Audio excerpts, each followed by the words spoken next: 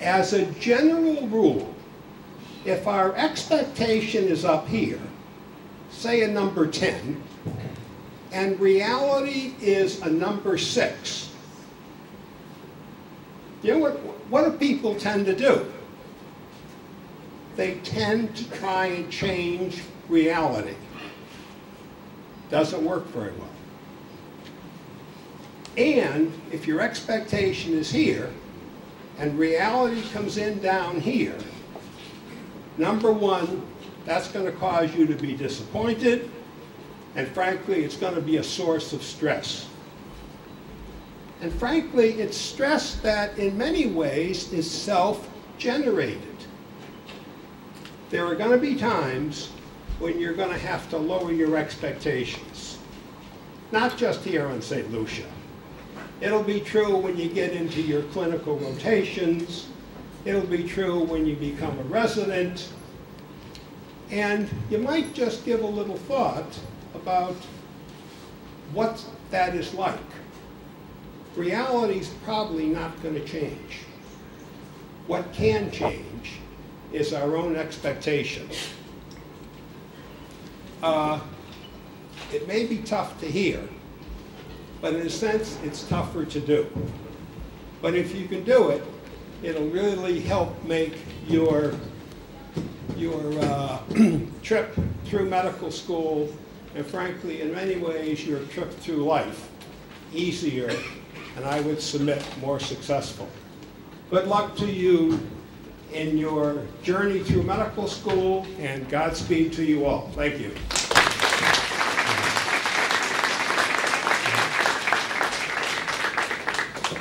Thank you, Dr. Warburg. Tonight, we are honored to have Dr. Keith Mendozi, St. Lucian Minister of Health. He obtained his Doctor of Optometry at the University of Houston in Texas. He has been practicing for many years throughout Canada and the Caribbean. Due to his dedication to the patient and his commitment to furthering community health, he was awarded Caribbean Optometrist of the Year in 2008. Since 2001, Dr. Mendozi has been intimately involved in representing the concerns of St. Lucian people. He has furthered IAU's involvement in the community, as well as fostering the reputation of our institution. Please give a warm welcome to Dr. Keith Mendozi.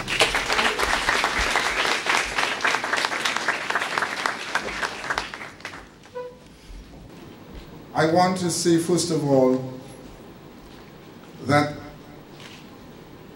the previous speaker before me spoke of flexibility. And if you're going to be a doctor, you must be flexible. First of all, the variety of patients you see, the various conditions you see. Some people come in well-dressed, some people come in less dressed. You must be tolerable. You are taking on a profession that is, one, you must be kind, you must love people. Like they say in the medical books, you must have good bedside manners. Because the people that come to you for help. And if you can't help them, they are very disappointed. Like they say, the number of people you see, 50% of those people with good care, good handling, good bedside manners, you cure them. The other 40% need medication. I want to say you're taking on a profession that is challenging. You're taking on a profession that requires wittiness, management, and requires analysis. Because when you see a patient, you may have to recall 4 or 5 chapters of your medical books before you can analyze and diagnose. And a good clinician is a clinician that can analyze and diagnose. I want to let you know that this profession is a profession that everyone calls for. Like they say, I see everything to live for, I see nothing to die for. Nobody wants to die, very few do. And you have that responsibility to keep life going. You have the responsibility that not letting a mother leave its family, a father, a child. It's a big responsibility, and you must take it serious. Your basic sciences, you must take it serious. because a good foundation gives you a strong building. And I remember when I was doing my clinics, my professor says to all of us, don't rush it, analyze it, take your time. Because at that time, we all figure when we go out there how much money we'll make. We count in the patients, $50 per patient, number of patients, and we're looking. And he says, please take this from your mind, because if you do a thorough job with practice and time, you will get as quick as the guy out there doing a lousy job.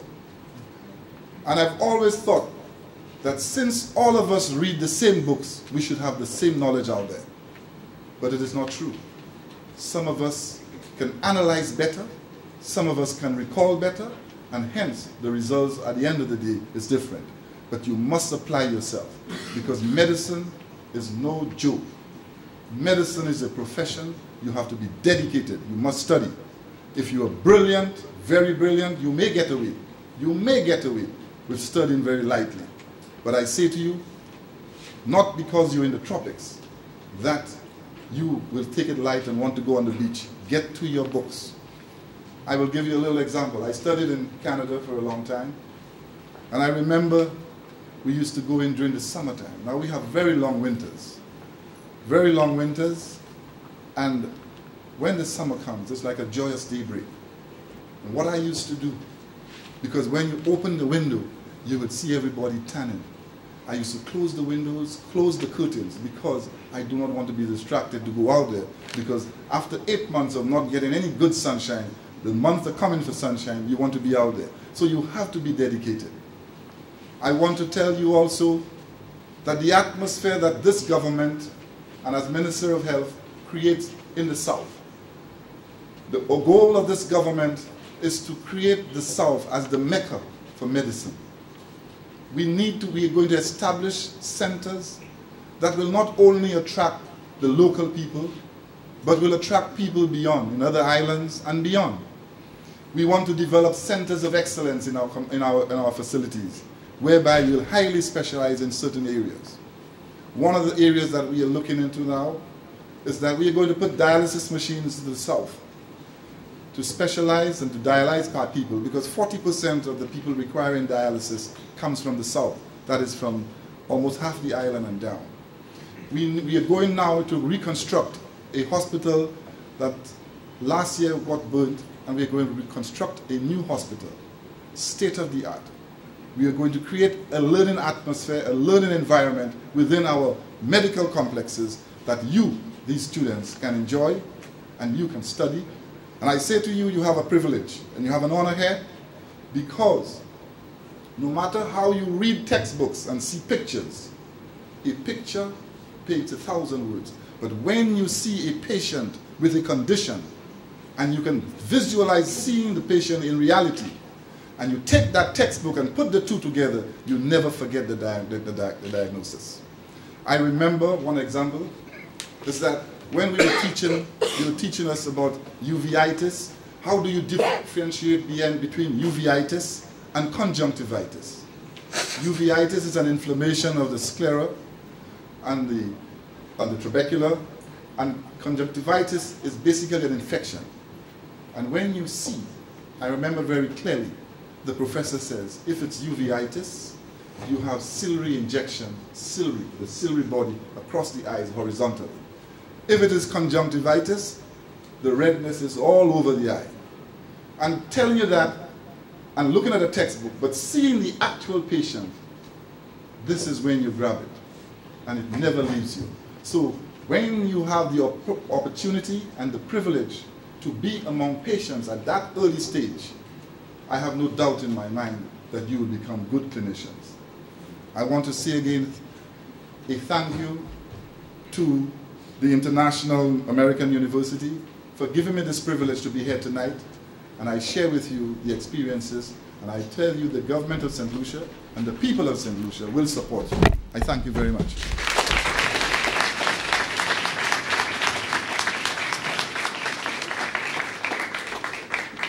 We are honored to have you tonight, Dr. Mohite. Thank you for your inspirational words. Our next speaker plays a crucial role in the execution of our clinical activities here in St. Lucia.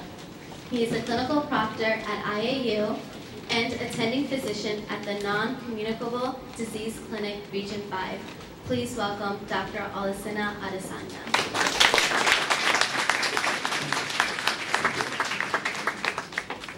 I welcome you to the world of medicine. You have been given a white coat, you have the stethoscope, you've taken the Hippocratic oath. All these things in combination, your lives have changed from tonight. There is nothing stopping you from becoming medical doctors unless something goes wrong. But I have to let you know, like several speakers have said in the past, the road is not all that smooth, but it's not very difficult if you are consistent, right? The school is situated in an area away from distractions so that you can utilize your valuable time. 16 months in St. Lucia, before you know it, you're done, okay? You go and do this, go and do that, you're wasting a whole lot of time. And by the time the exams come, you fail. And you want to start blaming the school and the faculty. No way. I'm advising you, you have to be consistent. Now, those of you that are married or into some relationship, I can assure you that area might be rocky as well. Try and keep your relationship. It is not advisable for you people to start having new love affairs in the medical school. The two, they do not mix. You have to read, you have to study your books, at the same time you have to study your partners. What time do you have to study? Right? And anything you do, especially since you are having access to patients early in your medical career, and you think you're in the third world, I can assure you, most of the equipments we have here, they're doing well for us. And thanks to all the governments and thanks to our energetic Minister for Health, we have equipment that are doing well for us in St. Lucia. And I don't want you guys to come to my clinic and come and tell me back home, we use this, we use that. I'll send you out of my clinic because you do not know where you're going to find yourself as physicians. You do not know where you're going to find yourself at the end of the day. Anyway, like I said, the road is rough, but at the same time, you need to be kind to yourselves. You have to be consistent. You have to know how to debunk. When you read, and the brain starts doing like that, do whatever actually distresses you. You could ask Pius what he does when he's under stress. Another thing is that I see we have another CB in IAU. Then that means we have double trouble in IAU. So all in all, medicine is not easy, but at the same time, if you are consistent, you pace yourself, there is no reason why you cannot do well. Once again, I congratulate you. I welcome you to the world of medicine. Be good to my people, be good to yourselves, and please believe in God. Thank you. Third semester, you're thinking, Dr. Keys, is he really? You got to find a word, so I'm just going to say interesting. Is he really that interesting, right? And fourth semester, you get there and you're like, does anybody have a better swagger than Dr. Ragu? But the main thing is, right, you experience this one person and you just wonder, do I ever just cancel out the fear? And that's Dr. Adesanya. You never really cancel out the fear in his presence. But let me tell you two very important things, one from my personal perspective and one from my class's perspective that I sat in the seats with you. My personal perspective, everything that you go through works out for your good. No matter what the obstacles are, no matter what the pains may bring, no matter what the defeats or the victories, your individual situation will work out for your good, your personal development as a physician. And you have to remember that because your story is not going to be the same story as someone else. My second perspective is from my class. See, we're an interesting group because sometimes our hearts were broken And sometimes, you know, we met up with fears. Sometimes we got in car accidents and we had everybody wondering on whether or not we were okay. And sometimes, right, we had allergies and sicknesses and we couldn't really figure out what the cause were. They just kept continuing. And sometimes, right, situations came and we hurt other people. And sometimes we made the best grades, man. And sometimes, you know, our victories were at the highest heights. And sometimes our lows were the lowest lows. Sometimes we lost loved members. We lost some family members. And sometimes we couldn't get home to kind of even out all of the situations that were going on without us. See, that's our sometimes. You're going to have your sometimes. And you got to make sure that your sometimes are just as livable and experienceable and all-encompassing as you can practically make them to be. The last thing I want to say is the thing that I get up every day and do is say, thank God that I tried. I tried. And I want to congratulate you, not just that you're a medical student, not just that you got accepted to IAU, not just that your road has started, but I want to congratulate you because you're the small percentage that's trying. So congratulations for that. The last thing I want to say, Dr. Ragu reminded me of this. I always say this. You got to stand for something or you'll fall for anything. I want to tell you that this thing that you're standing for has got to be deep in your heart, because all those obstacles and sometimes I talk about, you got to overcome them to see your victory. Congratulations. Have a sweet night.